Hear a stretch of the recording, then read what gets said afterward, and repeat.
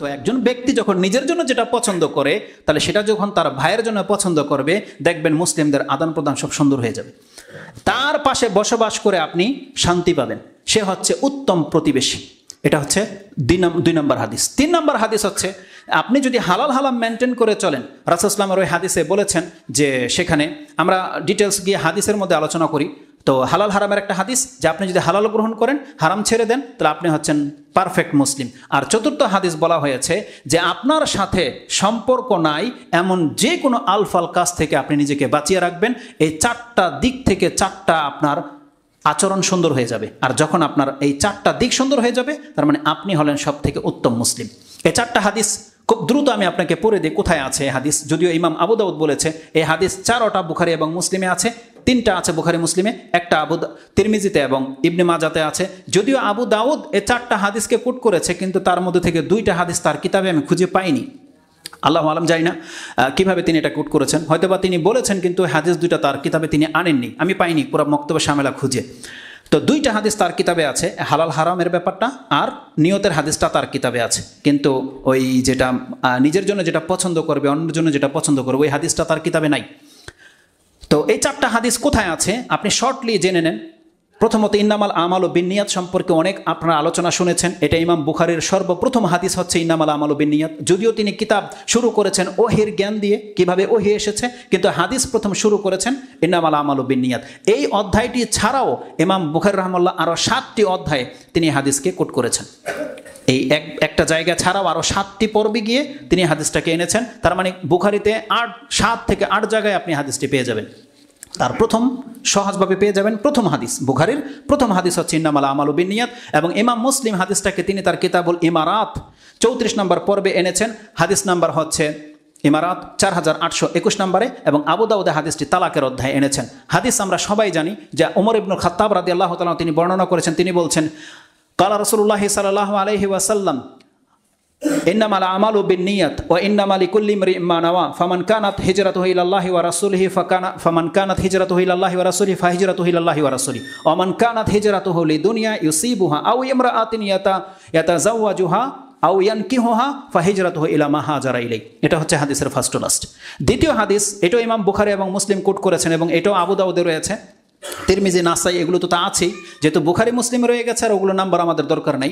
তো ইমাম বুখারী রাহিমাহুল্লাহ এটাও তিনি তার কিতাবুল ইমানের অধ্যায়ে এনেছেন এবং ইমাম মুসলিম হাদিসটাকে পানি সেচের অধ্যায় 24 নম্বর অধ্যায়ে এনেছেন। বুখারীতে হাদিসটি 52 নম্বরে আপনি পেয়ে যাবেন এবং ইমাম মুসলিম হাদিসটিকে কোট করেছেন 3986 নম্বরে, 3986, 87, 88, 89, এই 5টা হাদিস নাম্বার একটাই হাদিস, নোমান বিন বাশিরের প্রসিদ্ধ হাদিস। তাতে রাসূলুল্লাহ সাল্লাল্লাহু আলাইহি ওয়াসাল্লাম থেকে তিনি কোট করে বলছেন, সামিয়াতু রাসূলুল্লাহ সাল্লাল্লাহু আলাইহি ওয়াসাল্লাম ইয়াকুল আল হালালু বাইয়িনুন ওয়াল হারামু বাইয়িনুন। ইবনে মাজাহ এবং অন্যান্য শব্দগুলো হচ্ছে ইন্নাল হালালা বাইয়িনুন ওয়াল হারামা বাইয়িনুন। আর বুখারী মুসলিমে ইন্না শব্দটা নাই, আল হালালু বাইয়িনুন ওয়াল হারামু বাইয়িনুন ওয়া বাইনাহুমা উমুরু মুশতাবিহাত। আর বুখারী মুসলিমের মধ্যে উমরুন শব্দটা নাই, ওয়া বাইনাহুমা মুশতাবিহাতুন ফামান ইত্তাকা শুবহাত ইস্তাবরা লিদীনিহি ওয়া ইরদিহি ওমান ওয়াকা ফি শুবহাত ওয়াকা ফিল হারাম কাররাই হাওলাল হিমা ইউশিকু আইয়ুরতাফি আলা ইন্না কুল্লি মালিকিন হিমা আলা ইন্না হিমাল্লাহি মাহারিমুহা আলা ওয়া ইন্না ফিল জাসাদি মুদগা ইযা সালুহাত সালুহাল জাসাদু কুল্লু ওয়া ইযা ফাসাদাত ফাসাদাল জাসাদু কুল্লু আলা ওয়া হিয়াল কলব। এটা হচ্ছে হাদিসের ফার্স্ট টু লাস্ট, যেটা ইমাম বুখারী এবং মুসলিমের ভাষায় আমি আপনাকে বললাম, যেটা ইমাম বুখারী রাহিমাহুল্লাহ কিতাবুল ইলমের মধ্যে 52 নম্বর আপনি হাদিসে পেয়ে যাবেন। 4র্থ হাদিস যেটা কোট করেছেন সেটা হচ্ছে আবু হুরায়রা রাদিয়াল্লাহু তাআলা আনহু। এটাও বুখারী এবং মুসলিমের আপনি পেয়ে যাবেন, দুটাই ইমানের অধ্যায়ে আছে। ইমাম বুখারী হাদিসটাকে 13 নম্বরে এনেছেন এবং ইমাম মুসলিম হাদিসটাকে 74 এবং 75 নম্বরে এনেছেন ইমানের অধ্যায়। আবু হুরায়রা রাদিয়াল্লাহু তাআলা তিনি বলছেন, কালা রাসূলুল্লাহ সাল্লাল্লাহু আলাইহি ওয়াসাল্লাম ওয়াল্লাযী নাফসি বিয়াদিহি লা ইউমিনু আহাদুকুম হাত্তা ইউহিব্বা লিআখিহি মা ইউহিব্বু লিনাফসিহি ওয়া ফি রিওয়ায়াতিন লা ইউমিনু আহাদুকুম হাত্তা ইউহিব্বা লিআখিহি ওয়া ফি জারিহি মা ইউহিব্বু লিনাফসি। কোনো ব্যক্তি ততক্ষণ পর্যন্ত মুমিন হতে পারবে না যতক্ষণ পর্যন্ত সে তার ভাইয়ের জন্য এবং তার প্রতিবেশীর জন্য ওই জিনিসটা পছন্দ না করবে যেটা সে নিজের জন্য পছন্দ করে। তার মানে আপনি নিজের জন্য যেটা পছন্দ করেন, যে কারো বাড়ির পানি আপনার বাড়িতে না পড়ুক, আপনি চান কারো বাড়ির শব্দ আপনার বাড়িতে ডিস্টার্ব না হোক, কারো বাড়ির ময়লা আপনার বাড়িতে না আসুক, এইভাবে যেভাবে চান, যেমন আপনি রাস্তা দিয়ে যেতে চান, আপনার রাস্তা ক্লিয়ার পেতে চান, আপনি চান কেউ যেন আপনার সীমানায় ঢুকে না যাক, আপনার বাড়িতে যেন অন্যের গাছ ছায়া না দিক, এগুলো যারা চায় রাসূল সাল্লাল্লাহু আলাইহি ওয়াসাল্লাম বলছেন তাহলে একজন প্রকৃত মুমিনের কাজ হচ্ছে সেও তার প্রতিবেশী পাশের বাড়ির সাথে একই আচরণ করবে, সেও লক্ষ্য রাখবে তার বাড়ি থেকে কোনো ময়লা যেন পাশের বাড়িতে না যায়, তার বাড়ির গাছের ছায়া যেন তার বাড়িতে গিয়ে ডিস্টার্ব না হয়, তার বাড়ির কোনো শব্দ যেন তাকে ডিস্টার্ব না করে, প্রত্যেকটা সেক্টর। কিন্তু গত রাত্রে যেটা হয়েছে, আমি এই জন্যে সবাই আজকে আলোচনা করবে 31st নাইট হালাল না হারাম এই বিষয় নিয়ে, কিন্তু আমি এটাকে চুজ করিনি, কারণ আমরা বলতে বলতে আপনাদের কান বন্ধ হয়ে গেছে। আপনাদের চরিত্র এমন হয়ে গেছে, আমরা যতই বলি হারাম আপনারা সেটাকে কোনো পাত্তাই দেন না, কোনো পরবাই করেন না। এই জন্য যেই জিনিসে আপনাদের জন্য কল্যাণকর আমরা শুধু সেটাই বলবো, যারা মানছে না তো মানছেন, ওগুলো আমাদেরকে নিষেধ করতে হবে, কিন্তু প্রতি বছর আসলেই ওই বিষয়টাকে আপনাকে নিষেধ করতে হয়। কিন্তু কালকে রাতের মতো এমনটা বিগত বছরগুলোতে ঘটেনি। বিগত বছরগুলোর মধ্যে আলহামদুলিল্লাহ কিছু কল্যাণ ছিল। রাসূল সাল্লাল্লাহু আলাইহি ওয়াসাল্লাম যে বলেছে যে এই বছরের পরে যে বছর আসবে সেটা আরও খারাপ হবে, আল্লাহ জানে আগামী 22-এ কী হবে। আপনারা এমন হয়ে গেছেন গোসা কা গোসা ইসেল। রাসূল সাল্লাল্লাহু আলাইহি ওয়াসাল্লাম বলছেন মুসলিমের সংখ্যা তো বেশি হবে, কিন্তু সমুদ্রের ফেনা ভেসে আসার মতো খড়কুটা সব খড়কুটা। আজকে মুসলিমদের সংখ্যা বেশি, আপনার ঘরের সন্তান কালকে মিউজিক বাজিয়েছে, পটকা ফুটিয়েছে রাত্রের 12টার পরে, এরকমের পটকা ফুটিয়েছে কালকে সারা। আজকে এগুলো হচ্ছে আপনাদের হাতের কামাই, কারণ আপনারা এমন ব্যক্তিদেরকে কিছুদিন আগে দেখেছি যারা এমন নেতারা সরকারের কাছ থেকে কিনে সনদপত্র নেয় না, তাদেরকে শপথ করায়, এদের ফেসগুলো একটু দেখেন, তারা নেতাগুলা কি সুবহানাল্লাহ। এমন নেতা আপনারা চুজ করেছেন, এমন নেতা আছে যে তার সনদপত্র পড়তে পারে না, এমন নেতা আপনারা চুজ করেছেন। যাদেরকে নেতা বানিয়েছেন, যারা আপনাদেরকে লিড দেবে, অধিকাংশগুলো হচ্ছে নেশাখোর, অধিকাংশগুলো হচ্ছে চোর বাটপারি করে নেতা হয়ে গেছে টাকার জোরে, শুধু যেই আপনাকে নৈতিক শিক্ষাও দিতে পারবে না আর আপনাকে একটা ভালো উপদেশও দিতে পারবে না। কোনো এক বক্তব্যের মধ্যে আমাদের কিছু ভাইয়েরা তো বক্তব্য করে কিচ্ছা কাহিনী দিয়ে, ওই যে বলেছিল যে এমন এক নেতা একটা ঢেকি ভেসে এসেছে নদীর পার থেকে, এখন এলাকাবাসী চিনে না এটা কি, ওই নেতার কাছে নিয়ে গেছে যে উনি হয়তো বলতে পারবে। এই ঢেকি দেখে নাকি নেতায় হাসে এবং কাঁদে, বলতেছে কি ব্যাপার, হ্যাঁ হাসে এবং কাঁদে। নেতা হাসে এই জন্যে যে এরা কিছু হলে আমার কাছে আসে, আর কাঁদে এই জন্য যে আমি মরে গেলে এদের হইবটা কি। একটা ঢেকে ভেসে আসছে, এটাও নেতার কাছ থেকে নিতে আসছে, এখন নেতা নিজেও জানে না এটা কি, এখন বললে লজ্জার বিষয়, আর কাঁদছে দুঃখে যে আমি মরে গেলে এদের হইবটা কি। বুঝতে পারছেন, আমাদের অবস্থা হয়ে গেছে এরকম। আর নেতা নিজেই জানে না যে সঠিক কি আর ভুল কি, এমন নেতা বানিয়ে দিয়ে বসে আছেন। তাদের ছত্র ছায়া হয়নি কাজটা এটা, নাহলে এত টাকা পেলো কোথায় তারা? তাদের ছত্র ছায়া হয়েছে, তারা এগুলোতে আপনার গাইড করেছে, পেছন দিক থেকে আপনাকে সাপোর্ট করেছে। কিন্তু একবার ভাবেননি সুবহানাল্লাহ, কিন্তু কোনো হুজুররা করেছে এটা, কোনো মাওলানারা যাদেরকে আপনি বেদাতে মুশরিক বলেন, তারাও তো অংশ নেয়নি, কারণ তারাও বোঝে এটা বিজাতির অনুষ্ঠান, তারাও বোঝে। আপনি জন্মদিন বার্থডে পালন করবেন, ক্রিসমাস ডে পালন করবেন, আপনাকে থিওরিটা কে শিখিয়েছে যে আপনার জন্মদিন একটা কেক আনতে হয়, মোমবাতি ফু দিয়ে নিবাইতে হয়, চাকু দিয়ে কাটতে হয়, হ্যাপি বার্থডে টু ইউ বলতে হয়? এটা কার শিক্ষা? কোন ধর্ম থেকে আপনি নিয়ে এলেন এটা? আপনি বলেন, একবার বিবেক খাটান। এই যে তরিকাটা আপনি অ্যাপ্লাই করলেন, ঘরের মধ্যে সবাই গোল হয়ে বসলো, কেক কাটলেন, ফু দিলেন, হ্যাপি বার্থডে টু ইউ বললেন, তালি মারলেন, চানাচুর খেলেন, এই পদ্ধতিটা আপনাকে কে দিল? কার কাছ থেকে নিয়েছেন এটা? আপনি চোখ বন্ধ করলে তো দেখতে পাবেন তারা কারা। তাহলে তাদের থেকে থিওরি নিয়ে আপনি ইসলাম বলছেন আপনি মুসলিম, এটা কি করে হতে পারে? আপনার কমন সেন্সকে কাজে লাগান। এটাকে হালাল হারাম হুজুরদেরকে মেম্বার থেকে ফতোয়া দিতে হবে? আর এই ফতোয়া তো আপনার কাছে জানা আছে। আল্লাহ হেদায়েত করে মুসলিমদেরকে, এবং মুসলিমদেরকে ওই সমস্ত এলাকাবাসীকে যারা এমন ব্যক্তিদেরকে নেতা বানায়, যেই নেতারাই তাদেরকে একদিন ডুবাবে। এই নেতারাই এখন আপনাদেরকে ডুবাবে, কারণ নেতা আপনারা বানিয়েছেন। এমন না যে সে নেতা বানিয়েছেন আপনার স্বার্থে, যে সে আপনার খেদমত করবে, আপনাদের টাকা দিয়ে সে কোটিপতি হচ্ছে, আবার ওটাই আপনাদের বিরুদ্ধে সে কাজে লাগাচ্ছে, রাত ভরে গান বাজনা। সুবহানাল্লাহ, আল্লাহ সুবহানাহু ওয়া তাআলা হেদায়েত করে। তাহলে এই হাদিসটা যদি অ্যাপ্লাই করেন, এই হাদিসটা যে একজন প্রকৃত মুসলিম সে হতেই পারে না যে সে তার ভাইকে কষ্ট দেয়, সে তার ভাইয়ের বিপক্ষে কাজ করে। বলেন, একটা ঘুম ভেঙে যাওয়া একটা ব্যক্তি হঠাৎ করে রাতের 12টা বাজে এরকম জোরে বিকট শব্দ হয়ে যায়, কত মানুষের সে ক্ষতি করেছে। এটা ইসলাম ধর্ম হতে পারে না, কোনোদিনই না। তো এই 4টা হাদিস তারা বলছে যে এটা হচ্ছে ইসলামের বুনিয়াদ। কেউ যদি তার জীবনে এটাকে বাস্তবায়ন করে দেখাতে পারে, তার মানে সেই ব্যক্তি হতে পারবে উত্তম মুসলিম। এই 4টা হাদিস 4টা দিক থেকে তাকে সোজা করে দেবে। প্রথম হাদিস যেটা ইন্নামাল আমালু বিন্নিয়াত, এই সম্পর্কে তো আমাদের প্রায় বক্তব্য হতেই থাকে। আমি শুধু 2-1টা গুরুত্বপূর্ণ এখানে আপনাকে শিক্ষণীয় বিষয় বলে দিই। সেটা হচ্ছে ইমাম বুখারী রাহিমাহুল্লাহ এই হাদিসটাকে প্রথমে এনে প্রমাণ করেছেন, যখনই কোনো ব্যক্তি কোনো কিতাব লিখবে তাহলে তাকে সর্বপ্রথম তার নিয়তের হাদিস দিয়ে শুরু করতে হবে। তার মানে তার প্রমাণ করতে হবে তার নিয়ত খালেস। যে কোনো ব্যক্তি বক্তব্য করবে, ইমামতি করবে, মাদ্রাসায় পড়বে, মাদ্রাসা বানাবে, মসজিদ বানাবে, যা কিছু সে করবে, ধর্মের যত কিছু আছে সবগুলো আগে তাকে নিয়ত ঠিক করতে হবে। এটা তিনি প্রমাণ করে গেছে। আগে প্রত্যেকটা ব্যক্তিকে তার নিয়ত ঠিক করতে হবে। ইমাম বুখারী রাহিমাহুল্লাহর আরেকজন উস্তাদ তার কিতাবের মধ্যে, তারা হচ্ছে হাদিসের রাবি, তিনি বলেছেন, যদি আমি কিতাব লিখতাম তাহলে আমি সর্বপ্রথম এই নিয়তের হাদিস দিয়ে কিতাব লিখতাম, এবং আমি ওই ব্যক্তিদেরকে নসিহত করি, প্রত্যেক মুসান্নিফকে যারা কিতাব লিখে তারা যেন নিয়তের হাদিসটাকে প্রত্যেকটা অধ্যায়ে যেন এই হাদিসটাকে সামনে রাখে। আপনি সালাত সম্পর্কে আলোচনা করবেন, নিয়তের হাদিস লাগবে। আপনি হজ, জাকাত, উমরা যে কোনো বিষয় নিয়ে কথা বলেন, বিয়ে, শাদী, তালাক, সব ক্ষেত্রে নিয়তের গুরুত্ব অপরিসীম। এই নিয়তের হাদিস লাগবে। এই জন্য নিয়তকে সোজা করে নেন, তাহলে আপনার বাকি সব কিছু ঠিক হয়ে যাবে। গত 2 দিন আগে একটা প্রোগ্রামে ছিল, এই কথাটা হঠাৎ করে বেরিয়ে গিয়েছিল, এটা আমি আপনাকে বলি। নাওয়া হলো বিচি। নাওয়া মানে হচ্ছে বিচি, সিড ইংলিশে বলে SEED, সিড সম্ভবত। কোরআনের ভাষায় নাওয়া বলা হয় ওই সিডকে, বিচিকে। সরিষার দানা বা পালন শাকের দানা কত ছোট হয় না, একটা, এটার মধ্যে কিন্তু ভাঙা টাঙ্গা নাই, একটা শুধুমাত্র ছোট্ট একটা বল, এটাকে আরবি ভাষায় নাওয়া বলে। হাব্বি ওয়ান নাওয়া, আর হাব হচ্ছে, বরং এটাকে হাব বলে, আর এটাই নাওয়া। আর বিচিটা হচ্ছে যেটা আমের আটি, যেটা মাঝখান দিয়ে একটু ফাটা থাকে, কাঁঠালের বিচি একটু বড় হয়, এগুলো হচ্ছে হাব, মানে এক পিস। তো আল্লাহ সুবহানাহু ওয়া তাআলা সূরা আনআম 6 নম্বর সূরার 95 নম্বর আয়াতে বলেছেন, আল ফালিকুল হাব্বি ওয়ান নাওয়া, তিনি সেই সত্তা যিনি এই বিচি এবং দানাকে ফাটিয়ে থাকে। ওখানে হাব এবং নাওয়া শব্দটা আছে, নুন ওয়াও আর ইয়া, নাওয়া, ওই একই নাওয়াটা হচ্ছে এখানে। আল্লাহ সুবহানাহু ওয়া তাআলা নিয়তটাকে বোঝানোর জন্য এই আরবি ভাষার এই সিটটাকে নাওয়া রেখে দেখিয়ে দিয়েছে যে নাওয়ায় কি হতে পারে। আপনার কাছে একটা নাওয়া আছে, মানে এখন আমি এটাকে বাংলায় বললাম না, বিচি বললাম না, আরবিতেই বললাম। নাওয়া মানে কি? বিচি। সরিষার নাওয়া, কিসের নাওয়া? সরিষার নাওয়া। আপনি কি মনে করেন এটা মাটিতে পড়লে এখান থেকে কি গাছ বেরোবে? স্ট্রবেরি। স্ট্রবেরি বেরোবে না, যেটা আপনি ফেলেছেন, হবে না? আপনার জমিন একেবারে টপে লাগিলে হবে স্ট্রবেরি? স্ট্রবেরি হবে না। লাউ গাছও হবে না, হবে যেটা নাওয়া ওই গাছে জন্মাবে। আচ্ছা, গাছ জন্মালো সরিষার, কিন্তু সরিষার মধ্যে পালং শাক হইতে পারে না? লাল শাক হবে? এটাও তো হয় না।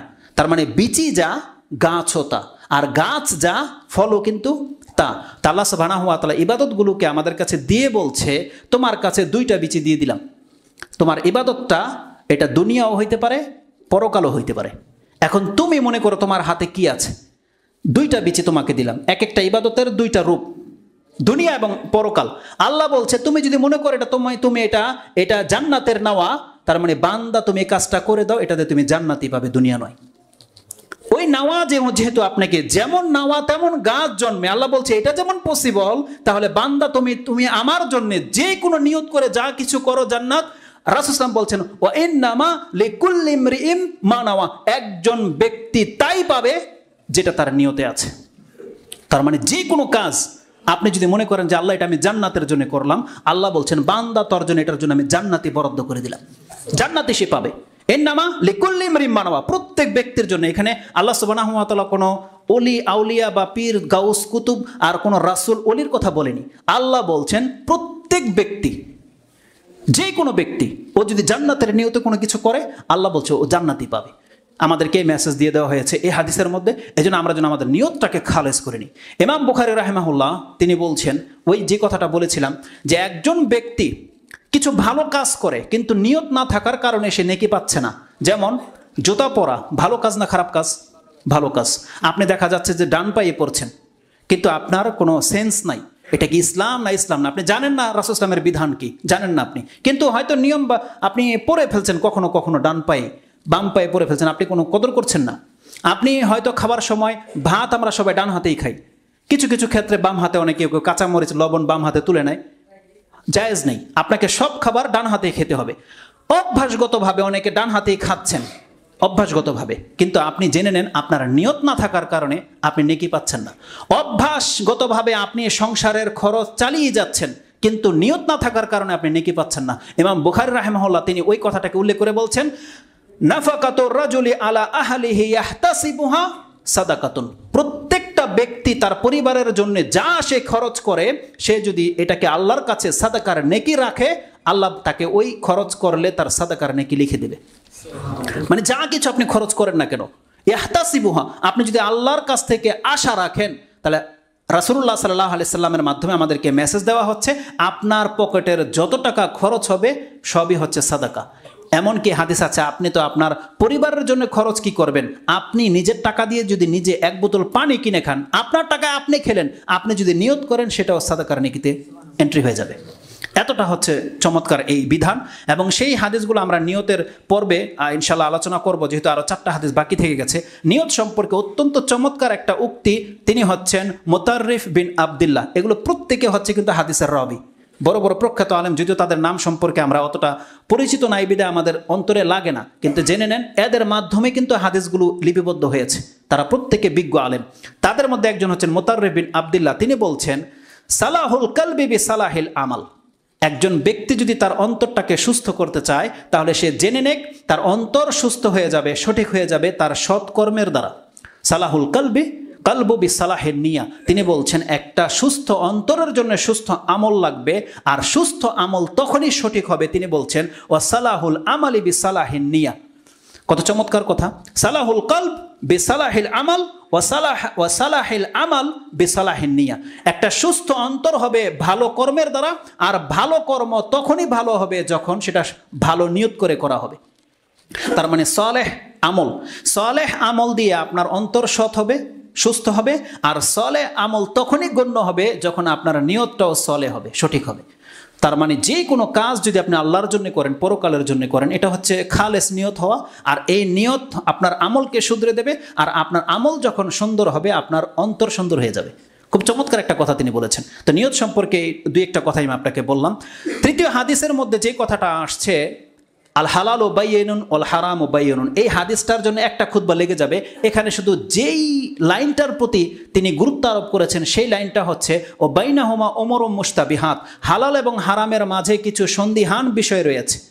ফামানিত্তাকা শুবহাত, ওই সন্দিহান বিষয় থেকে যেই ব্যক্তি বেঁচে যেতে পারবে, ইস্তাবরা আলি দীনিহি ওয়া ইরদি, সে তার দিন, তার ধর্ম এবং তার ইজ্জতকে সে হেফাজত করে নিল। ওমান ওয়াকাফিস শুবহাত ওয়াকাফিল হারাম, আর যেই ব্যক্তি জেনে শুনে ওই সন্দিহান বিষয়ের মধ্যে পা দিল, তাহলে সেই ব্যক্তি হারামে লিপ্ত হয়ে গেল। এটা হচ্ছে হাদিস, একটা জুমলা মাত্র। ফামানিত্তাকা শুবহাত, যেই ব্যক্তি সন্দিহান থেকে বেঁচে যেতে পারবে, আশা করা যায় সে কোনোদিন হারামের মধ্যে যাবে না। 3টা সিগন্যাল লাইট থাকে, green light, yellow and red. যেই ব্যক্তি হলুদ লাইট জ্বলতে সে গাড়ি থামিয়ে দেয়, সে কোনোদিন রেড সিগন্যাল ক্রস করবে না, করবে? কারণ যার স্বভাব হচ্ছে হলুদ সিগন্যাল পরে গেলে সে থেমে যায়। সে দেখতে পেয়েছে যেখানে আমার সন্দেহ হচ্ছে এটা হালাল না হারাম, সে থেমে গেছে। তার মানে এরপরে যে হারাম এরিয়াটা আছে সে কোনোদিন সেখানে ঢুকবেই না, কোনোদিন ঢুকবে না সে। তার মানে যেই ব্যক্তি সন্দিহান বিষয়ে গিয়ে থেমে যাবে, নিজেকে থামিয়ে ফেলতে পারবে, রাসূল সাল্লাল্লাহু আলাইহি ওয়াসাল্লাম বলছেন সে তার দিনকে, তার মর্যাদাকে সেভ করে নিল। এতটা গুরুত্বপূর্ণ হাদিসের মধ্যে এই কথাটা রয়েছে। তার মানে কোনো ব্যক্তি যদি হারাম থেকে বাঁচতে চায়, তাহলে তাকে স্পষ্ট যেগুলো আছে সেগুলো থেকে বেঁচে তো থাকবেই। সে যদি সন্দিহান বিষয় থেকে বেঁচে যায়, তাহলে সে স্পষ্ট ওই হারাম থেকেও বেঁচে যেতে পারবে। এই হাদিসের মর্ম এত চমৎকার। মাজিরি তিনি বলছেন, ওয়াকালা বাদুহুম, অনেক আলেমরা বলেছেন, ইন্নাহু সুলুসুল ইলম, এই হালাল আর হারামের হাদিস সম্পর্কে যার জ্ঞান অর্জন হয়ে যাবে, তার মানে সে যেন ইলমের 3 ভাগের 1 ভাগ অর্জন করে নিল। তার মানে কি হালাল আর কি হারাম এগুলো বেঁচে চলা, এটা একটা জ্ঞানের প্রয়োজন। যেই ব্যক্তি এই হাদিসের এই যে ফামানিত্তাকা শুবহাত, সন্দিহান থেকে বেঁচে গেল, যে এটা তার নিজের জন্য লাজিম করে নিল, তার মানে সেই ব্যক্তি কোনোদিন হালাল আর হারাম চিনতে তার কোনোদিন কষ্ট হবে না। তিনি বলছেন ইন্নাহু সুলুসুল ইলম। ইমাম আহমদ ইবনে হাম্বল থেকে এই হাদিস সম্পর্কে যেটা পাওয়া যায়, ইমাম আহমদ ইবনে হাম্বল বলছেন উসুলুল ইসলামি ফি সালাসাতি আহাদিসিন, ইসলামের উসুল 3টা হাদিসের উপরে বুনিয়াদ। তিনি বলছেন উসুলুল ইসলামে আলা সালাসাতি আহাদিস, রাসূল সাল্লাল্লাহু আলাইহি ওয়াসাল্লামের সমস্ত হাদিস দিনের উসুল নয়, মাত্র 3টা হাদিস তিনি বলছেন এটা হচ্ছে দিনের উসুল। আল হাদিস ও উমার, একটা হচ্ছে উমর রাদিয়াল্লাহু তাআলার হাদিস, ও হাদিস ও আয়েশা রাদিয়াল্লাহু তাআলার হাদিস, ও হাদিস নুমান বিন বাশির। তিনি 3টা নাম নিয়ে 3টা হাদিসের দিকে ইঙ্গিত করে দিয়েছেন। সেই 3টা হাদিস কি? ওমর রাদিয়াল্লাহু তাআলার বর্ণিত হাদিস হচ্ছে ইন্নামাল আমালু বিন্নিয়াত। আয়েশা রাদিয়াল্লাহু তাআলা আনহার হাদিস, এখানে একটু এক্সট্রা কথা চলে এসেছে। সেটা কি? রাসূল সাল্লাল্লাহু আলাইহি ওয়াসাল্লাম বলছেন মান আমিলা আমালান লাইসা আলাইহি আমরুনা ফাহুয়া রাদ্দুন। এটা হচ্ছে ইসলামের বুনিয়াদ। বুঝেন কথা? আপনাকে এই কথা বলে দিয়ে ছেড়ে দেওয়া হয়েছে, আপনি দুনিয়াতে কি করবেন করেন, আপনাকে বাধা দেবে না। কিয়ামতের মাঠে শুধু আপনার এটা আমল গ্রহণযোগ্য হবে নাকি প্রত্যাখ্যানযোগ্য হবে এটা বিচার করবে আল্লাহ এই হাদিসটা দিয়ে। শুধু এতটা বলে দেবে, মান আমিলা আমালান লাইসা আলাইহি আমরুনা ফাহুয়া রাদ্দুন। যেই ব্যক্তি ইসলামের বহির্ভূত কোনো কাজ করেছ, যেটা মুহাম্মদুর রাসূলুল্লাহ সাল্লাল্লাহু আলাইহি সাল্লাম করে নাই, বলে নাই, অনুমোদন দেয় নাই, এমন প্রত্যেকটা আমলকে তার চেহারার মধ্যে ছুঁড়ে মারা হবে।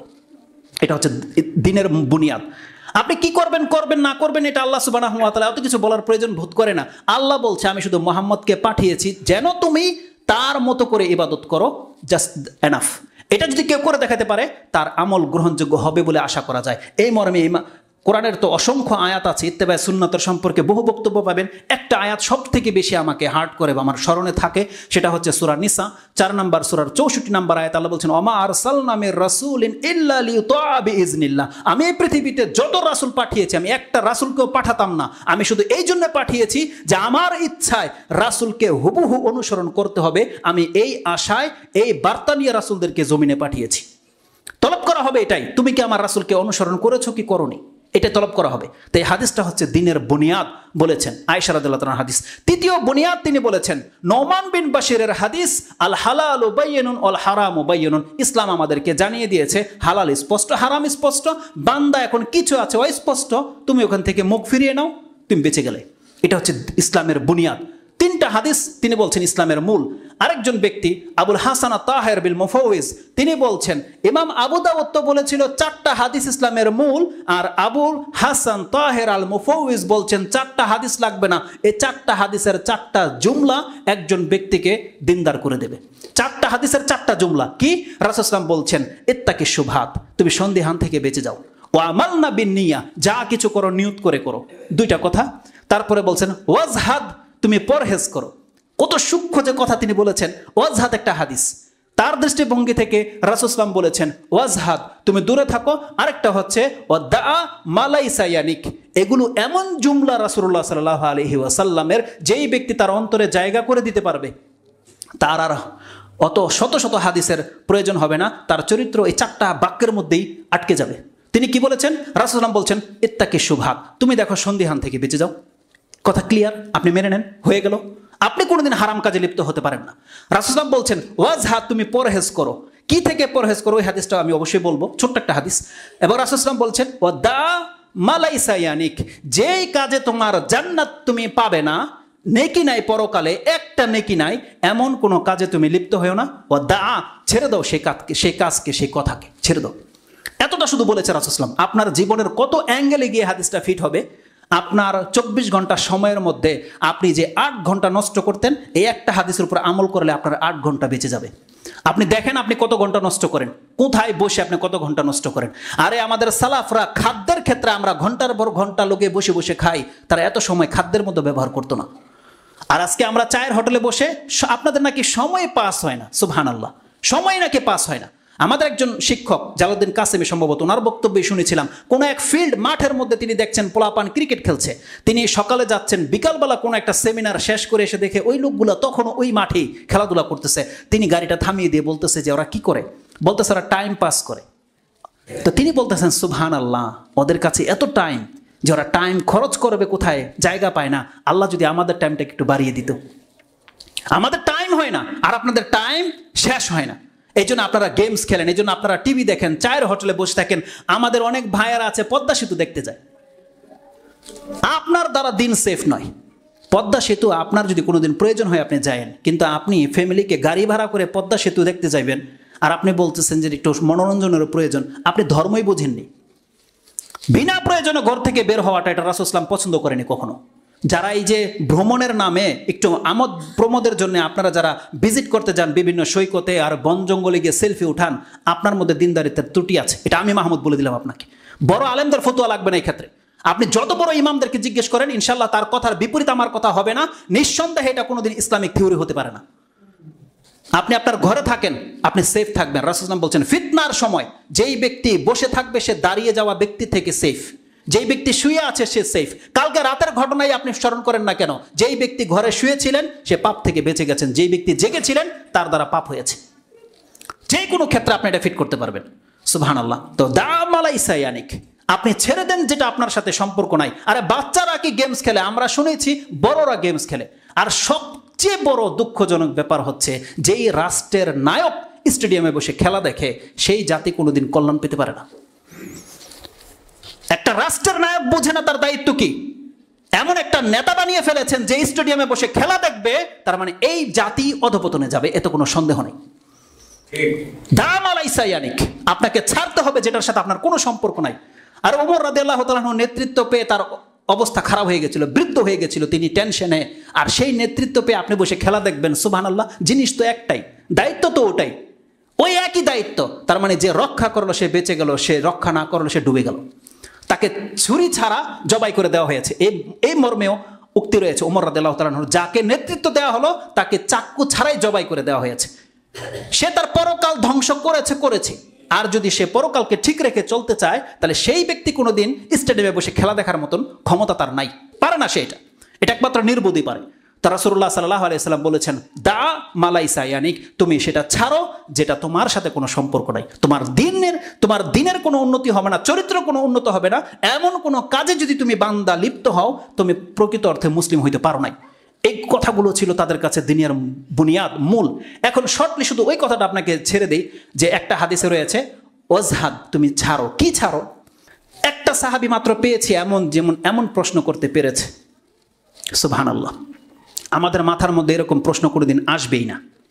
কোনো ব্যক্তি কি কোনোদিন এটা ফিল করেছে যে আপনি চাচ্ছেন যে আল্লাহ আপনার উপরে সন্তুষ্ট হয়ে যাক আর পৃথিবীবাসী আপনার উপরে সন্তুষ্ট হয়ে যাক? সুবহানাল্লাহ। দুল্লানি আলা আমালিন ইজা আনা আমিলতুহু আহাব্বানি আল্লাহু ওয়া আহাব্বানি আন-নাস। সুবহানাল্লাহ।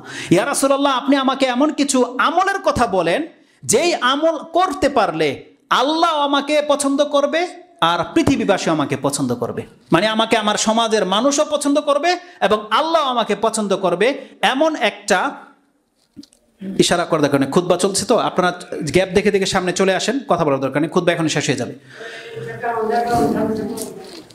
আমি বলছি কথা বলার দরকার নেই, কিছু বললে আমি বললাম তো, কথা বললে আপনি নেকি হারাবেন, কিন্তু এটাকে জেনে নেন, এটা হচ্ছে ইসলামের বুনিয়াদ।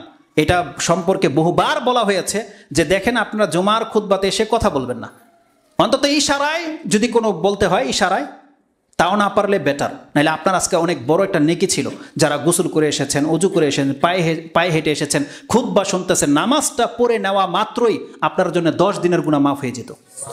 10 দিন, 3 সপ্তাহ হচ্ছে আমলের কারণে, আর 3 দিন আল্লাহর পক্ষ থেকে এক্সট্রা রহমত। কারণ আল্লাহ যে কোনো ভালো কাজের নেকি 10 গুণ দেয়, এজন্য আল্লাহ 10 দিনের গুনাহকে মাফ করে দেয়। কিন্তু যদি আপনি কথা বলেন, সেই নেকিটা আপনি হারাবেন। এটা লাগাওতা, যদি আপনি লাগাও করেন তাহলে আপনি নেকি হারাবেন। আল্লাহ সুবহানাহু ওয়া তাআলা আমাদের রহম করুক। তো বলেছি একটা হাদিস, ছোট্ট একটা হাদিস বলে দিয়ে খুতবা শেষ করে দেবো। সেটা হচ্ছে এই সাহাবী আন সাহল ইবনে সাদ আস-সাঈদি, তিনি বলছেন, আন্না রাজুলান আতা নবী সাল্লাল্লাহু আলাইহি ওয়াসাল্লাম রাজুলান, একজন ব্যক্তি রাসূলুল্লাহর কাছে এসে বলছে, ইয়া রাসূলুল্লাহ, দুল্লানি আলা আমালিন ইজা আনা আমিলতুহু আহাব্বানি আল্লাহু ওয়া আহাব্বানি আন-নাস। এমন একটা কর্মের কথা বলে দেন, যদি আমি সেটা করতে পারি আল্লাহ আমাকে ভালোবাসবে, মানুষ আমাকে ভালোবাসবে। সুবহানাল্লাহ, কত চমৎকার তার চিন্তা ভাবনা। তিনি বলেছেন, রাসূল সাল্লাল্লাহু বলেছেন তাকে, ইজহাদ ফিদ দুনিয়া ইউহিব্বুক আল্লাহ, তুমি দুনিয়া থেকে পরহেজ করো, মুখ ফিরিয়ে নাও, আল্লাহ তোমাকে ভালোবাসবে। তার মানে তুমি দুনিয়ার বান্দা হয়েও না, তুমি পরকালের বান্দা হও। আলী রাদিয়াল্লাহু তাআলা আনহু এইরকমই উক্তি আছে বুখারীতে, ইমাম বুখারী রাহিমাহুল্লাহ কোট করেছে কিতাবুর রিকাকের মধ্যে, যে বলছে, ইরতাহালাতিদ দুনিয়া মুদবিরান ওয়ারতাহালাতিল আখিরা মুকবিলান, দুনিয়া তোমার পেছন দিকে সরে যাচ্ছে আর কবর তোমার সামনের দিকে আসতেছে। ওয়ালিকুল্লি ওয়াহিদিম মিনহুমা বানুন, আর কবরেরও সন্তান আছে, এই দুনিয়ারও সন্তান আছে। ফাকুনু আবনাইল আখিরা ওয়ালা তাকুনু আবনাইদ দুনিয়া, পরকালের সন্তান আছে, দুনিয়ারও সন্তান আছে, তুমি পরকালের সন্তান হয়ে যাও, তুমি দুনিয়ার সন্তান হয়েও না। কেন? কারণ পরকালের যারা সন্তান, পরকাল কিন্তু স্থায়ী, আর দুনিয়ার যারা সন্তান হয়ে থাকতে চায়, দুনিয়া কিন্তু ক্ষণস্থায়ী, দুনিয়া আপনার হাত ছাড়া হবেই। কত চমৎকার কথা। তো এই হাদিসের মধ্যে রাসূল সাল্লাল্লাহু আলাইহি ওয়াসাল্লাম বলছেন, ইজহাদ ফিদ দুনিয়া, তুমি এই দুনিয়ার রং ঢং থেকে তুমি পরহেজ করো, আল্লাহমুখী হয়ে যাও, ইউহিব্বুক আল্লাহ, আল্লাহ তোমাকে ভালোবাসবে। ওয়াজহাদ ফি মা ফি আইদিন নাস ইউহিব্বুকান নাস, মানুষ কত কিছুর মালিক হয়ে গেছে, মানুষ কত কিছু পেয়ে গেছে, তুমি ওদিকে ভ্রুক্ষেপ করো না, তুমি তাদের দিকে তাকায়ও না। ফি মা ফি আইদিন নাস, মানুষ কত কিছুর মালিক হয়ে গেছে, তুমি বান্দা ওগুলো তাকায়ও না, তুমি ওগুলো থেকে পরহেজ করো, মুখ ফিরিয়ে নাও, মানুষ তোমাকে ভালোবাসবে।